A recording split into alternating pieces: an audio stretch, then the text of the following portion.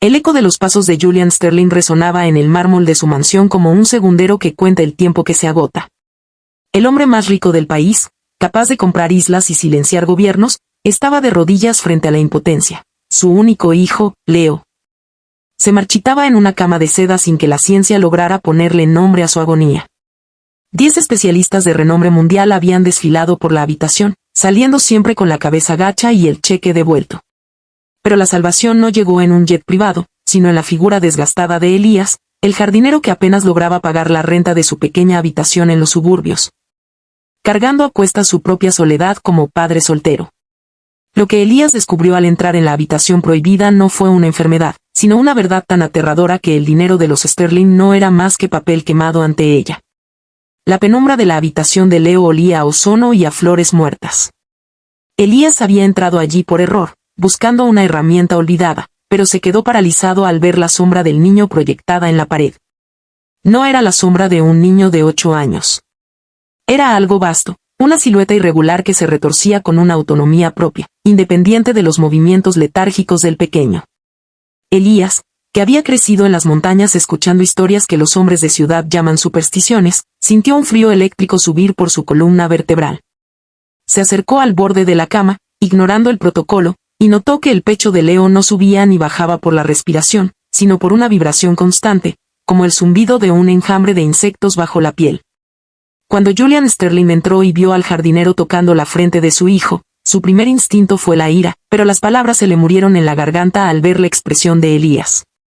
El jardinero no tenía miedo del multimillonario, tenía miedo de lo que había debajo de la manta. Sin decir palabra, Elías tomó un vaso de agua de la mesita de noche y dejó caer una gota de su propia sangre en él. El agua no se tiñó de rojo, se volvió negra instantáneamente y comenzó a hervir sin emitir calor. Su hijo no está enfermo, señor Sterling, susurró Elías, con la voz quebrada por un pavor ancestral. El problema es que usted no compró esta propiedad, usted la robó a quienes no tienen nombre, y ellos han venido a cobrar la deuda usando a su hijo como recipiente. Sterling soltó una carcajada nerviosa, intentando aferrarse a su lógica racional, pero el niño abrió los ojos en ese momento. No había pupilas, solo un vacío blanco y brillante que parecía observar no el cuerpo de Julian, sino su testamento. Elías retrocedió, dándose cuenta de que lo que había visto en la sombra era solo la punta del iceberg. Debajo de la cama, la madera fina comenzó a agrietarse, dejando salir un vapor fétido que olía a tierra vieja y a secretos enterrados. Fue entonces cuando Elías vio el objeto que Leo apretaba en su mano derecha, un objeto que no pertenecía a este siglo ni a esta dimensión, un amuleto que él mismo había visto en las pesadillas de su propio padre años atrás. Elías comprendió en ese instante que su presencia allí no era casualidad. Su propia pobreza, su lucha diaria por sobrevivir con su hija, lo habían mantenido puro a los ojos de lo que sea que estuviese reclamando a Leo. Sterling, en su desesperación, agarró a Elías por los hombros, suplicándole que hiciera algo, ofreciéndole cifras astronómicas que ya no tenían sentido.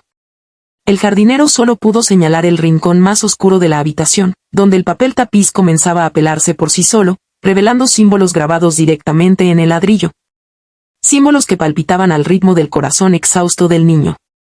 No se trata de medicina, dijo Elías, retrocediendo hacia la puerta mientras las luces de la mansión comenzaban a parpadear con una violencia eléctrica. Se trata de un intercambio. El niño está consumiendo su alma para alimentar algo que usted despertó al excavar los cimientos de esta casa. Y lo peor, señor Sterling, es que la sombra de su hijo acaba de separarse de la pared y está caminando hacia nosotros. La sombra no caminaba como un hombre, sino que se desplazaba como una mancha de tinta que se derrama sobre una alfombra, estirando sus extremidades de forma antinatural hasta que el torso de la entidad se elevó por encima de la altura de Julian Sterling. El multimillonario, cuya autoridad nunca había sido cuestionada por accionistas o presidentes, cayó de espaldas, su respiración convertida en un silbido agónico. Elías, en cambio, permaneció estático. Sabía que el miedo era el catalizador que permitía a esa cosa anclarse a nuestra realidad. El jardinero cerró los ojos y comenzó a recitar una letanía en un dialecto que Sterling no reconoció, una mezcla de sonidos guturales y siseos que su abuela le había enseñado en las noches de tormenta en el campo. La entidad se detuvo a escasos centímetros de Elías. El frío en la habitación se volvió tan intenso que los cristales de las ventanas empezaron a cuartearse, formando patrones concéntricos que imitaban las marcas grabadas en la pared. Leo, en la cama, Emitió un gemido que no sonó humano, fue un sonido metálico, como el de dos placas tectónicas frotándose entre sí. Elías sintió que la oscuridad intentaba invadir su mente, mostrándole visiones de la hija que lo esperaba en casa, una pequeña de 6 años que era su único motor para vivir. La sombra le susurró promesas de oro, de una vida donde su hija nunca pasaría hambre, donde no tendría que romperse las manos trabajando la tierra ajena. Era una tentación diseñada para un hombre que no tiene nada, pero Elías sabía que el precio de ese oro era el mismo que Sterling estaba pagando ahora, la esencia de lo que amaba. «Y dile que quiere», gritó Sterling desde el suelo, arrastrándose hacia la puerta. «Y dile que le daré mis empresas, mis cuentas en Suiza, todo. Solo deja a mi hijo en paz». Elías no respondió. Abrió los ojos y miró directamente al vacío blanco de la entidad. «No quiere tus papeles, Julian», dijo Elías sin quitar la vista de la aparición. «Quiere lo que está debajo del sótano 3. Lo que encontraste cuando decidiste ampliar la bóveda de seguridad. El túnel que sellaste con cemento y sobre el cual construiste esta habitación para que nadie lo encontrara jamás». El rostro de Sterling se tornó de un color grisáceo, más pálido que el de su hijo moribundo. Sus secretos, aquellos que creía haber enterrado bajo toneladas de hormigón armado, estaban siendo expuestos por un hombre que ganaba el salario mínimo. Elías comprendió entonces que la enfermedad de Leo era una transferencia de culpa. El cuerpo del niño era el filtro a través del cual el horror que Sterling había profanado intentaba purgarse para entrar en el mundo. La cosa no era un demonio, era una fuerza antigua de la tierra que había sido herida por la codicia. De repente, la sombra se lanzó sobre Elías, no para atacarlo, sino para atravesarlo. El jardinero sintió como si 1000 agujas de hielo recorrieran sus venas. Su visión se tornó roja y luego negra. Por un segundo, vio la mansión no como la estructura de lujo que era, sino como una jaula construida sobre un cementerio de cosas que nunca debieron ser nombradas. Vio el momento exacto en que las excavadoras de Sterling habían roto un sello de piedra negra, liberando un gas antiguo que no buscaba matar, sino habitar. Cuando Elías recuperó el sentido del equilibrio, notó que el amuleto que Leo sostenía ahora estaba en el suelo, vibrando con una luz violácea. El niño comenzó a convulsionar, y de su boca empezó a brotar una sustancia similar al alquitrán que se movía con voluntad propia, buscando desesperadamente los pies de su padre. Sterling, en un acto de cobardía instintiva, pateó la sustancia lejos de él, pero el líquido negro se adhirió a sus zapatos de cuero italiano y comenzó a trepar por sus piernas con una velocidad vertiginosa. «Ayúdame, Elías. Sálvame», suplicaba el hombre más rico del mundo, mientras la sustancia negra devoraba la tela de su pantalón, fundiéndose con su piel. Elías se acercó a la cama y tomó a Leo en sus brazos. El niño pesaba casi nada, como si sus huesos se hubieran vuelto huecos. Al tocarlo, el jardinero sintió una conexión inmediata. El veneno que habitaba en el niño reconoció algo en Elías, una resistencia nacida del sufrimiento genuino y de la falta de avaricia. La sombra que antes amenazaba la habitación se replegó hacia el rincón, observando la escena como un depredador que decide esperar. «No puedo salvarte a ti, Julian», dijo Elías, su voz cargada de una tristeza profunda. «Tu hijo todavía tiene una oportunidad porque es inocente, pero tú hiciste un contrato con el suelo que pisas el día que decidiste que tu fortuna valía más que el respeto a lo antiguo». Elías comenzó a caminar hacia la salida con el niño en brazos, pero al llegar al umbral, la puerta se cerró de golpe con una fuerza sobrenatural. Las paredes de la habitación empezaron a sangrar ese mismo líquido negro, y el techo comenzó a descender lentamente, como si la casa misma quisiera tragárselos a todos para digerir el pecado de su dueño. Sterling ahora estaba cubierto hasta la cintura por la masa oscura, su rostro desfigurado por un terror que iba más allá de la muerte. En ese momento, el amuleto del suelo estalló en 1000 pedazos, y un grito ensordecedor llenó el aire, no un grito de dolor, sino de triunfo. Elías apretó a Leo contra su pecho y buscó frenéticamente una salida, pero el espacio parecía distorsionarse. La habitación de lujo se estaba convirtiendo en una caverna húmeda y opresiva. Los muebles de diseñador se transformaban en rocas afiladas y el aire se volvía irrespirable. Fue entonces cuando Elías vio la pequeña ventana de ventilación cerca del techo, la única que aún no había sido cubierta por la oscuridad ascendente. Sabía que no podía pasar con el niño por allí, a menos que estuviera dispuesto a dejar algo atrás. Algo vital. La mirada de Elías cayó sobre Sterling, quien ya no gritaba, sino que murmuraba cifras, números de cuentas bancarias y códigos de acceso, como si intentara comprar su salida del infierno en un último delirio de grandeza. Elías se dio cuenta de que la única forma de calmar a la entidad era dándole lo que realmente buscaba, el origen del daño. El jardinero dejó a Leo en un pequeño espacio seco y se acercó a Sterling, quien lo miró con ojos que ya no eran humanos. «Necesito que me des tu mano, Julian», dijo Elías con una calma aterradora. «Pero no para sacarte de ahí. Necesito que me des la llave de la bóveda subterránea. La verdadera llave». Sterling, con un movimiento espasmódico, señaló hacia un cuadro que colgaba en la pared opuesta, el cual estaba siendo consumido por el alquitrán. Elías corrió hacia él, desgarrando el lienzo para revelar una pequeña caja de hierro que no parecía pertenecer a la tecnología moderna. Al tocar la caja, una descarga de energía recorrió el cuerpo de Elías, mostrándole el mapa completo de lo que yacía bajo sus pies. No era solo un túnel, era una catedral de sombras, y el corazón de esa catedral estaba pidiendo un sacrificio para cerrarse de nuevo. Elías tomó la caja y regresó al lado de Leo. Sabía que lo que estaba a punto de hacer cambiaría su vida y la de su hija para siempre, vinculándolos a una oscuridad que el mundo moderno había olvidado. Miró hacia arriba, hacia la pequeña ventana, y luego hacia el pozo de sombra en el que se había convertido el suelo de la habitación. Si quería salvar al niño, tenía que descender a lo más profundo de la mansión, allí donde la luz nunca había llegado y donde la verdadera forma de la riqueza de Sterling guardaba su secreto más aterrador. Sin pensarlo dos veces, Elías saltó al vacío que se abría bajo la cama, cargando al hijo del multimillonario hacia el corazón mismo del horror. El descenso no se sintió como una caída libre, sino como ser tragado por la garganta de una bestia inmensa. El aire, denso y cargado de una humedad que sabía a hierro y a moho, golpeaba el rostro de Elías mientras protegía la cabeza de Leo con su brazo. Cuando finalmente sus pies tocaron suelo sólido, el impacto no fue contra el concreto de la bóveda de seguridad que Sterling presumía, sino contra un suelo de tierra negra y fría que palpitaba bajo sus botas. El silencio aquí abajo era absoluto, un silencio que pesaba, roto únicamente por el goteo rítmico de algo espeso cayendo desde las vigas invisibles del techo. Elías encendió la linterna pequeña que siempre llevaba en su cinturón de trabajo. El haz de luz cortó la oscuridad, revelando que no estaban en una construcción moderna. Las paredes de la bóveda de Sterling eran en realidad las ruinas de una civilización que no aparecía en los libros de historia. Columnas de obsidiana grabadas con rostros que lloraban joyas líquidas sostenían un techo natural de estalactitas. Pero lo más aterrador no eran las ruinas, sino lo que Sterling había hecho con ellas.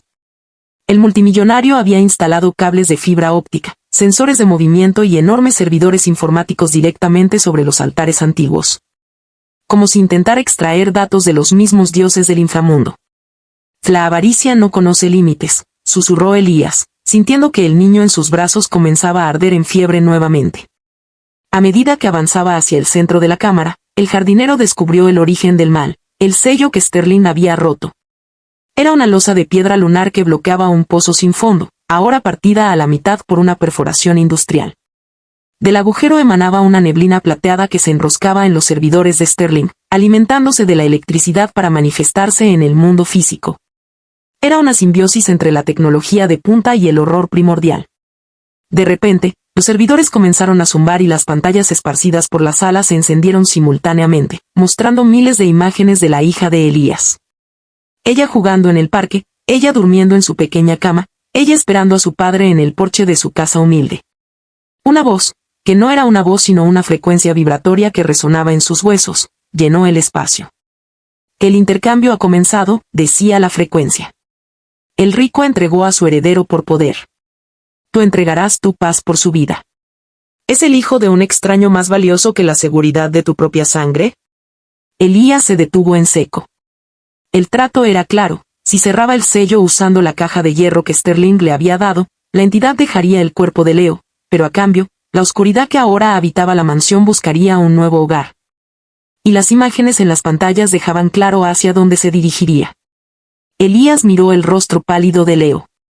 El niño abrió los ojos, y por un breve segundo, el vacío blanco desapareció, dejando ver una mirada suplicante, una chispa de humanidad que luchaba por no ahogarse. No eres un demonio, dijo Elías, dirigiéndose a la oscuridad. Eres el equilibrio. Sterling rompió el equilibrio y tú solo estás recuperando lo que se te quitó. Pero este niño no es el pago. El pago es la mano que sostuvo la herramienta. Elías abrió la caja de hierro. En su interior no había una llave física, sino un espejo negro hecho de un material que parecía absorber la luz de su linterna. Al mirarse en él, Elías no vio su reflejo, vio todas las carencias de su vida, los días sin comer para que su hija tuviera un trozo de pan, las humillaciones sufridas bajo el mando de hombres como Sterling. La caja era un acumulador de voluntad. Caminó hacia el pozo, ignorando las advertencias que parpadeaban en las pantallas. La sustancia negra que cubría las piernas de Sterling allá arriba comenzó a filtrarse por el techo, goteando como estalactitas de brea, tratando de alcanzar a Elías. El suelo comenzó a temblar mientras la estructura de la mansión, miles de toneladas de concreto y lujo, empezaba a ceder ante la presión de lo que yacía debajo. Elías colocó a Leo en un pequeño pedestal de piedra que parecía ser el único lugar seguro y se acercó al borde del pozo con el espejo negro en alto. La neblina plateada se alzó como una cobra lista para atacar. En ese momento, Elías comprendió que la caja de hierro no era para cerrar el pozo, sino para contener la esencia de quien la usara. Sterling no había podido usarla porque su esencia estaba vacía, llena solo de números y ambición. Pero Elías tenía una vida entera de sacrificio. Si quieres un recipiente, tómame a mí, rugió Elías, su voz sobrepasando el estruendo de los servidores que empezaban a explotar. Pero deja que el niño regrese y que esta casa caiga sobre sus propios cimientos de mentiras. La neblina plateada se lanzó sobre él, entrando por sus ojos, sus oídos y su boca. Elías sintió que su alma era estirada hasta el punto de ruptura. Vio la historia del mundo, vio el nacimiento de las montañas y la caída de imperios, y sintió el peso insoportable de la soledad de la entidad. Mientras tanto, en la superficie, la mansión Sterling comenzó a colapsar hacia adentro, como si la tierra misma estuviera succionando la propiedad. Julian Sterling, atrapado en la habitación de arriba, vio cómo las paredes se cerraban sobre él. En su último momento de conciencia, vio una figura emergiendo del suelo negro. No era Elías, y no era Leo. Era una amalgama de sombras con los ojos del jardinero, cargando al niño que ahora respiraba con normalidad. Elías, o lo que quedaba de él, caminó a través de las paredes sólidas mientras el techo se derrumbaba. Sus manos, antes callosas por el trabajo, ahora brillaban con una luz interna tenue. Al salir a los jardines que él mismo había cuidado, vio a los equipos de emergencia llegando, las sirenas tiñendo de rojo y azul la noche. Dejó a Leo suavemente sobre el césped, lejos de los escombros de la mansión que terminaba de hundirse en un cráter perfecto. El niño despertó y tosió, expulsando el último rastro de la sustancia negra. Miró a la figura alta y sombría que lo custodiaba, pero antes de que pudiera decir algo, la figura se desvaneció en las sombras de los árboles. Elías no se había ido, pero ya no era solo un hombre. Podía sentir cada raíz en el suelo, cada secreto enterrado bajo la ciudad, y sobre todo, podía sentir el miedo de aquellos que, como Sterling, creían que el mundo les pertenecía. Se dirigió hacia su casa, moviéndose entre las sombras con una velocidad imposible. Necesitaba ver a su hija, necesitaba saber si el precio que había pagado era suficiente. Pero al llegar a su pequeña vivienda en los suburbios, se detuvo frente a la puerta. Su mano, ahora envuelta en jirones de oscuridad etérea, dudó en tocar el pomo. En el interior, su hija reía mientras hablaba con alguien que no debería estar allí. Elías miró por la ventana y su corazón, ahora latiendo al ritmo de la tierra profunda, se detuvo por un instante. Sentada a la mesa con su hija, había una mujer vestida de blanco antiguo, sosteniendo el espejo negro que él había dejado en el pozo. La mujer levantó la vista hacia la ventana y sonrió, una sonrisa que prometía que el contrato apenas estaba comenzando. Elías sintió que el mundo se detenía. Aquella mujer no era un fantasma, sino la encarnación de la justicia que la tierra había reclamado durante milenios. Al cruzar el umbral de su propio hogar, el aire ya no era oxígeno, era una amalgama de memorias y poder. Su hija, Sofía, no parecía asustada, al contrario, sus ojos brillaban con una comprensión que ningún niño debería poseer. La mujer de blanco extendió el espejo negro hacia Elías, y en el reflejo, él ya no vio al jardinero cansado, sino a un soberano de las profundidades. Un guardián encargado de vigilar que la ambición de los hombres nunca volviera a profanar lo sagrado. La verdadera riqueza no estaba en las bóvedas de Sterling, sino en el equilibrio que Elías acababa de restaurar con su sacrificio. Mientras tanto, en las ruinas de la mansión, los rescatistas no encontraron rastro de Julian Sterling. El hombre más poderoso del país se había desvanecido, dejando tras de sí un cráter que los geólogos no podían explicar. Pero Leo, el niño que nadie pudo curar, Se puso de pie frente a las cámaras de televisión con una serenidad absoluta. Sus primeras palabras no fueron para pedir ayuda, sino un mensaje que paralizó a la nación. El tiempo de los dueños ha terminado, ahora comienza el tiempo de los cuidadores. Esa misma noche, en las cuentas bancarias de los más necesitados de la ciudad, comenzaron a aparecer transferencias anónimas de sumas astronómicas, rastreadas hasta fondos que oficialmente ya no existían. El imperio Sterling se estaba desintegrando para alimentar a los que siempre habían sido invisibles. Elías aceptó el espejo. Al tocar el marco de obsidiana, una onda de choque invisible barrió la ciudad, apagando las luces de los rascacielos por un segundo eterno. La mujer de blanco se desintegró en pétalos de jazmín y ceniza, dejando a Elías solo con su hija. Pero él sabía que el precio era definitivo, ya no pertenecía al mundo de la luz. Su presencia ahora era una frecuencia que mantenía a raya a las sombras que Sterling había liberado. Se convirtió en el arquitecto invisible de una nueva realidad, un hombre que caminaba entre los vivos como una leyenda urbana, aquel padre pobre que había derrotado a la muerte no con oro, sino con la pureza de un corazón que no pudo ser comprado. La noticia del milagro de la mansión hundida se esparció por el globo, pero la verdad permaneció oculta en los susurros de los suburbios. Se decía que, en las noches más oscuras, si alguien con el corazón lleno de codicia intentaba excavar la tierra para robar sus secretos, una sombra alta con ojos de jardinero aparecía para recordarle que el suelo no olvida. Elías observaba desde la penumbra cómo Sofía crecía, protegida por una fuerza que ningún ejército podría doblegar. El jardinero que no tenía nada se había convertido en el dueño del destino, y la mansión Sterling, una vez símbolo de exceso, ahora era un parque natural donde las plantas crecían con una vitalidad sobrenatural, cubriendo las cicatrices de la piedra con un verde eterno. En el último rincón del sótano que sobrevivió al colapso, una sola pantalla de computadora permaneció encendida, ajena al paso del tiempo. En ella, un código de programación se escribía solo, traduciendo los latidos de la Tierra en un lenguaje que la humanidad pronto tendría que aprender a leer. La era de la tecnología ciega había muerto, y en su lugar, una magia antigua y tecnológica se fusionaba para crear un nuevo amanecer. Elías, de pie en la cima de la colina que dominaba la ciudad, guardó el espejo negro en su pecho. Ya no había rastro de miedo en él, solo la majestuosa aceptación de su nuevo propósito. El final de la historia de los Sterling no fue una tragedia, sino una metamorfosis. El dinero se volvió polvo, el poder se volvió humo, y solo quedó la verdad desnuda de un padre que estuvo dispuesto a descender al infierno por un hijo que no era suyo. Los espectadores de esta historia deben saber que, a veces, la cura para los males del mundo no está en un laboratorio ni en una cuenta bancaria, sino en la capacidad de mirar a la oscuridad a los ojos y no parpadear. Elías, el hombre que descubrió algo aterrador, terminó descubriendo que el terror es solo la máscara de una belleza demasiado grande para ser comprendida por mentes pequeñas.